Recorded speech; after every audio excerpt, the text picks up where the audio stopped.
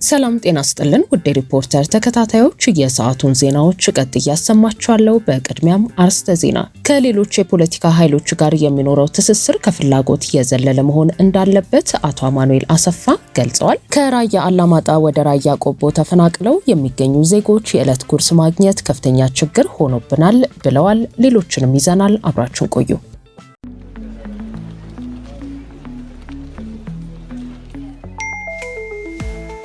ለሰራተኞች ደሞዝና ተጨማሪ ክፍያዎችን ለመፈጸም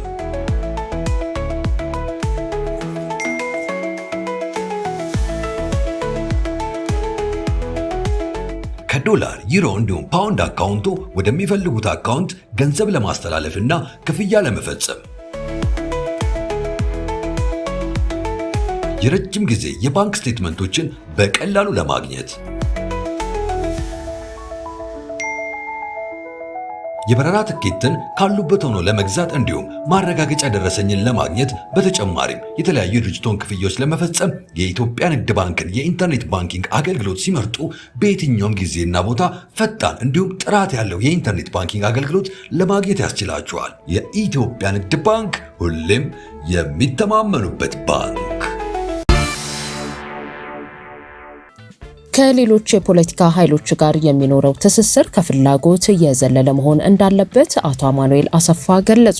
ጽምዶ የሚባል ጥምረት የለም ሲሉም ተናግረዋል። በትግራይ ክልል ጊዜያዊ አስተዳደሩን በማፍረስ ስልጣን የያዘው ክልላዊ መንግስት ምክትል ፕሬዝዳንትና የፍትህ ቢሮ ኃላፊ አቶ አማኑኤል አሰፋ ከድምጽ ወያነ ቴሌቪዥን ጋር ባደረጉት ቃለ ምልልስ በአሁኑ ወቅት የፌዴራል መንግስት ሁሉንም ኃይሎች ጠላት አድርጎ በመፈረጅ በበርካታ የፖለቲካ ኃይሎች ትስስር የተፈጠረ ጥምረት መኖሩን የሚገልጽ ፕሮፓጋንዳ እያሰራጨ ነው ሲሉ ወቅሰዋል። ምንም እንኳን የፌዴራል መንግስት እንዲህ አይነት ግንኙነቶች አስቀድመው መፈጠራቸውን የሚያሳይ ፕሮፓጋንዳ እያሰራጨ ቢሆንም በአሁኑ ወቅት መሬት ላይ እንዲህ አይነት የጸና ትስስር አለመኖሩን ጠቅሰዋል። በህዝብ ደረጃ ግን ፍላጎቱ መኖሩን እንደሚገነዘቡ ነው የገለጹት። የተለያዩ ኃይሎች ለብቻችን መጥፋት የለብንም በማለት ከሌሎች የተለያዩ ኃይሎች ጋር የመስራት ፍላጎት እንዳላቸው እያንጸባረቁ ነው። በእኔ በኩል ይህ ሀሳብ ከፍላጎት በዘለለ ሊሰራበት ይገባል ብዬ አምናለሁ፣ መብትም እንደሆነ አምናለሁ ብለዋል። አቶ አማኑኤል የትግራይና የአማራ ህዝብ ወደ ቀደመው ትስስሩ እንዲመለስ የአማራ የፋኖ ኃይሎች አውጀው እየሰሩ መሆናቸውንም ገልጸዋል። ሁለቱ ህዝቦች የፌዴራል መንግስት ከዚህ ቀደም በመካከላቸው ወደ ፈጠረው ቁርሾ መመለስ እንደማይፈልጉ በተግባር እያሳዩ መሆኑን ገልጸው የኤርትራ ኃይሎችም አብዛኞቹን አካባቢዎች ለቀው በመውጣታቸው የህዝብ ለህዝብ ግንኙነት መጀመሩን ለአብነት አንስተዋል። ከፕሪቶሪያው የሰላም ስምምነት አፈጻጸም ጋር በተያያዘ አቶ አማኑኤል ቀደም ሲል የኤርትራና የአማራ ኃይሎች እንቅፋት ይሆናሉ ተብሎ በፌዴራሉ መንግስት በኩል መገለጹን በመጥቀስ ሁኔታው እስከ ቅርብ ጊዜ ድረስ ሀቅ ይመስላቸው እንደነበር፣ ነገር ግን እውነታው ከዚህ የተለየ መሆኑን አስረድተዋል። በአሁኑ ወቅት ምዕራብ ትግራይ ወደ ቀድሞ ይዞታው እንዳይመለስ ዋነኛ እንቅፋት እየሆነ ያለው የፌዴራል መንግስት እንጂ የአማራ ኃይሎች አይደሉም ሲሉም ተደምጠዋል። ፋኖም እንደሚታየው ነው የትግራይና የአማራ ህዝብ ወደ ቀደመው ትስስሩ እንዲመለስ አውጆ እየሰራ ነው። የፌዴራል መንግስት ከዚህ ቀደም በሁለቱ ህዝቦች መካከል ፈጥሮት ወደ ነበረው ቁርሾ መመለስ አንፈልግም ብሎ እየሰራ ነው ያሉት አቶ አማኑኤል የኤርትራ ኃይል አብዛኞቹን አካባቢዎች ለቆ መውጣቱንና የህዝብ ለህዝብ ግንኙነት መጀመሩን አንስተዋል። ይህም የሆነው የኤርትራ መንግስት ፈቃደኛ በመሆኑ ነው ሲሉም አክለዋል። ችግሮችን በሰላማዊ መንገድ ከመፍታት ውጪ አማራጭ አለ ብለው እንደማያምኑ የገለጹ ሲሆን ነገር ግን በፌዴራል መንግስት በኩል የፍላጎት የለም ብለዋል። ኣብ ስርዓት ንጽግና ዘለና ተስፋ ነቲ ስምዕ ፕሪቶሪያ ዝነበረ አካይዳ ዝነበረ ተስፋስ ኩልና ብሓደ መዓልቲ ተስፋ ክንቆርጽ ኣይንኽእልን። ፔስና ክፈላለ ይኽእል እዩ። ስለዚ ከም ዝበለ መማረፅታት ተንጥቀምከ ኢሉ ዝሓስብ ከዓ ብቁኑዕ ልቦና ግን ከዓ ኣብ ንቡር ኩነታት መሲሉ ዝረአዮ ሰብ ከዓ ኣሎ ማለት እዩ። ስለዚ ብጣዕሚ ዝተፈላለዩ ዓይነት ተሓሳስባታት እዩ። እቶም ክእረሙ ዝግብኦም ክእረሙ፣ እቶም አንጻር ዝኣዋጅ እዚ ብዕላማ ዝቃለሱ ግን ዋኖ አይኸውንም። ሕዚ ኣብ ውሽጢ ትግራይ አቲኻ በክልሉ እየተካሄደ ነው የተባለውን አስገዳጅ ወታደራዊ ምልመላ በሚመለከትም ማንንም ሰው በግዳጅ ወደ ትግል ማስገባት አይቻልም። ይህ ስህተት ከመሆኑም በላይ ችግሩ ወደ ራሳችን እንዲመለስ የሚያደርግ ነው። አሁን በማህበራዊ ሚዲያ ላይ የሚጮሁት አካላት ለትግራይ ህዝብ ያዘኑ ሳይሆኑ ከፌዴራል መንግስት ጋር አብረው የትግራይን ህዝብ ለማስወጋትና ክልሉ እጁን እንዲሰጥ ለማድረግ እየሰሩ በመሆኑ መርጦ አልቃሾች ናቸው። አሁን አፈሳ፣ ወታደራዊ ምልመላ ወዘተ እያሉ እየጮሁ እየጮሁ ያሉት ከመንግስት ወግነው የትግራይን ህዝብ ለማስወጋት ቆርጠው የተነሱት ናቸው።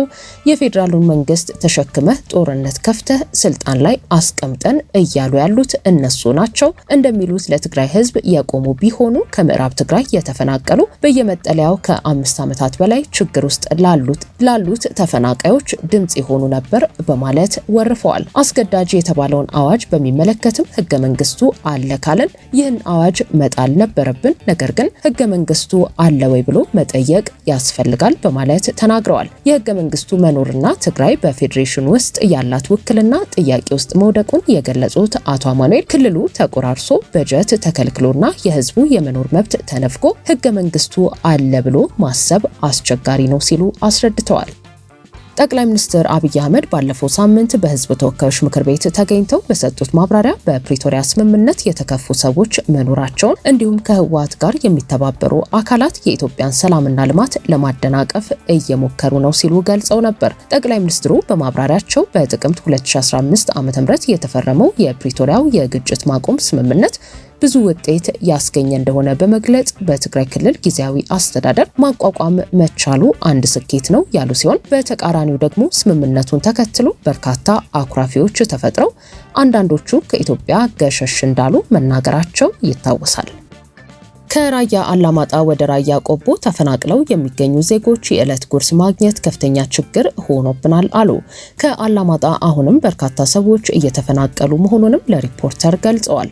የፕሪቶሪያ የግጭት ማቆም ስምምነት አወዛጋቢ ቦታዎች ካላቸው አካባቢዎች መካከል አንዱ በሆነውና በኮማንድ ፖስት ስር ከነበረው አላማጣ ከተማ ከወራት በፊት ተፈናቅለው በቆቦ ከተማ ተጠግተው የሚገኙ ተፈናቃዮች በቂ መጠለያ ባለመኖርና በምግብ እጥረት እየተቸገሩ መሆኑን ለሪፖርተር ገልጸዋል። ከአላማጣ ከተማ ተፈናቅለው ከወራት እስከ ሳምንታት የቆዩ ዜጎች ጦርነት ከቆመ በኋላ ለመጀመሪያ ጊዜ በተፈናቀሉበት ወቅት የትግራይ ኃይሎች ወደ ከተማው መግባት ዋነኛ ምክንያት የነበረ መሆኑን የተናገሩት ተፈናቃዮቹ ከቅርብ ጊዜ ወዲህ ደግሞ አስገዳጅ ወታደራዊ ምልመላ እንዲሁም ለህልውና ዘመቻ ድጋፍ አድርጉ በሚል እንግልት እየተፈጸመ በመሆኑ በየቀኑ ከአላማጣ የሚፈልሱ ሰዎች ቁጥር ጥቂት አይደለም ብለዋል።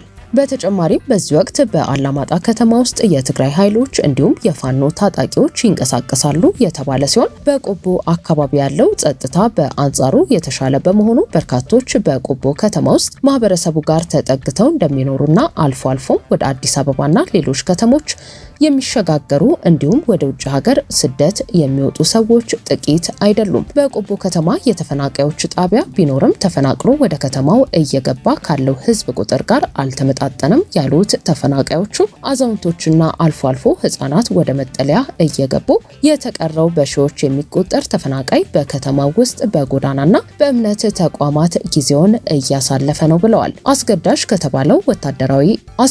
ከተባለው ወታደራዊ ምልመላ ጋር ተያይዞ በቅርብ ቀናት ተፈናቃዮች እየጨመሩ ነው የተባለም ሲሆን በግዳጅ የተወሰዱ ሰዎች አንዳንዶች ደብዛቸው እየጠፋ ሌሎች ደግሞ ኤርትራ ውስጥ ወደሚገኝ ሳዋ የተባለ ወታደራዊ ማሰልጠኛ ስለመግባታቸው መረጃ እንደሚሰሙ ተፈናቃዮቹ ገልጸዋል።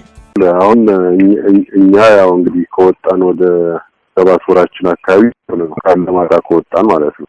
አሁን እዚህ የተደረገ ያለው እስካሁን ደህና ነበር። አሁን ግን ልጆቻችን አምጡ እያሉ በኃይል የማፈስ እንትን ከዛ ደግሞ የነዚህ ተቋሚ ለኛ በቃ ተቋሚ የተባሉ ማህበረሰብን ማለት የነሱን ስርዓት የማይቀበለው ቤት ለቤት እየሄዱ ንብረቱን የመጫን የመዝረፍ አሁን ይሄን ጀምረዋል። እኛ ጋር ያው ተጽዕኖ ፈጣሪ የሆነውን ነገር ያው መከላከያና ፌደራል ፖሊስ ኮማንድ ፖስት አይደል የነበረው ኮማንድ ፖስት እንደወጣ ቀጥታ ወጣቱን በሙሉ ሰብስበው አሰሩት። ቀድሞ የወጣው ወደ በረሃ ቀድሞ ወጣው የመከላከያ ተከታትሎ ይወጣል። ወደ ኋላ የቀረን አሰሩን። ግማሹ በዋስ ግማሹም በብርም በቤት ካርታም ምናምን አስይዞ ወጣ። ከዛ በኋላ ደግሞ ህዝቡን አይዟችሁ ብሎ የማረጋጋት ስራ እንደመሰለ ሲሰሩ ቆዩና አዘናግተው አሁን ደግሞ ይሄን ለነሱ ሎጂስቲክ የሚሆነው ይሄን ያክል ብር አምጣ እያሉ ቤት ለቤት ስብሰባ አውጣ ትባላለህ አንተ ካልወጣ ዝቅተኛው 1000 እስከ 5000 እየቀጡ ህዝቡን እያሸማቀቁት ነው ያለው። አሁን ወጣት እንዳለ እዛ ህፃናት ብለን ተናቸው ወጣ ነው ወደ ፕሮግራምባት ትገባላችሁ በበረሃም ፊትነስ በመኪናም ቀድሞ የመጣለ አሁንም እየመጡ ወጣት አሁን እየተፈናቀለ ነው ያለው እንዳለ በየበረንዳው ነው ያለው። አጋዥ ደግሞ ያው መጀመሪያ አካባቢ ተወሰነ እንደ አመልድም የተወሰኑ ኤንጂኦዎች መጥተው ነበር ለጊዜው ማስታገሻ የሚሆን ነገር ሰጥቶ ከዛ በኋላ ጠፉ። አሁን ወጣቱ ያለን ሸር ያረክ በየቤተክርስቲያኑ በየበረንዳው ነው የሚያዝ በቂ ቦታ ስለሌለም አሁን ለህፃናትና ለሽማግሌዎች አሉ አይደል ሴቶች እነሱ ናቸው አሁን አይዲፒ ላይ የሚገቡት። ያው አንዳንድ ነገር ሲመጣም በውጭ ነው የሚሮጡት። ያንንም አጥጋቢ አይደለም። ከአካባቢ ከቀየ ማለትም ከራያ አላማጣ ከከተማው ማለት ነው ተፈናቃይ ከመጣው ወደ 7 ወር ይሆነናል። የተፈናቀልንበት መንገድ ያው አካባቢያችን የማንነት ጥያቄ እንዳለ ወቅ ነው እና መንግስትን ጠብቅ ነበር። በሰላም እየተነፈስን እንኖር ነበር።